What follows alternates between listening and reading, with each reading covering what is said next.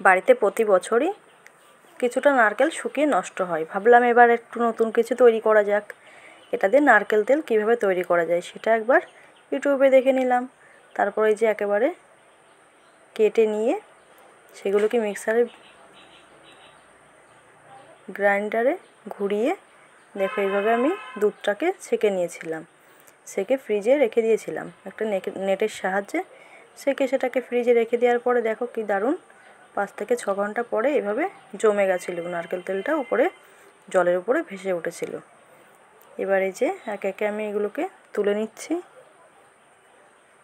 তুলে নিয়ে এবার আমি জালে বসিয়ে দেবো কড়াইতে করে।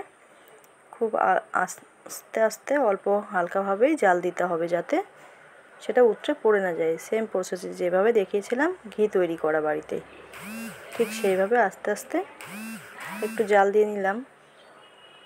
এবার দেখো তেলটা ছেড়ে দিয়েছে, আস্তে আস্তে তেল তৈরি হয়ে যাচ্ছে। এইভাবে আমি অল্প জালে তৈরি করে নিয়েছিলাম তেলটাকে, নারকেলের তেলটাকে। দেখো কতটা তেল পাওয়া গেছে। এই তেলটাকে আমি সারা বছর সংরক্ষণ করে রাখি এভাবে একটা নারকেল তেলের কন্টেনারে। আর কিছুটা আমি পরের দিনই খুব গরম গরম পরোটা ভেজে খেয়েছিলাম। খুব টেস্টি, স্মেলটা খুব দারুণ ছিল সত্যি। হয়তো অনেকেই খাওনি, আমি তো খাইনি, ফার্স্ট টাইম খেলাম, তবে খুব টেস্টি ছিল। বাড়ির লোকেরাও খুব বলছিল দারুণ টেস্ট হয়েছে।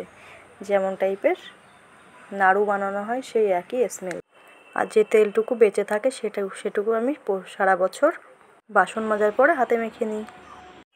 আমি তোমাদের দেখাবো এবার কলার বড়া।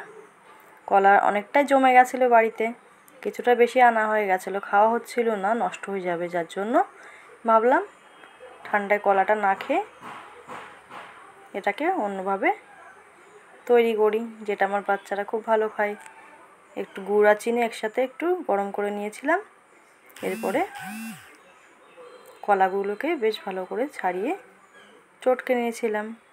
চটকে গুড় আর চিনির সাথে একসাথে করে চটকে নিয়েছিলাম। বেশ ভালো করে মাখিয়ে নিয়ে এবার আমি একে একে এতে দিয়ে দেব। দেখতে পাচ্ছ কেমনভাবে আমি গুছিয়ে রাখছি এগুলোকে। এবারে একটু লবণ দিয়ে দিলাম পরিমাণ মতো। এবার একটু আটা আর ময়দা মিশিয়ে একসাথে আমি দিয়ে দেব। এতে একটু বেশ নরমভাবে রাখলে খুব ভালো হয় খেতে যে কোনো ধরনের বড়া। আর একটু মিষ্টিটা বেশি দিতে হয়, তাহলে টেস্ট ভালো হয়।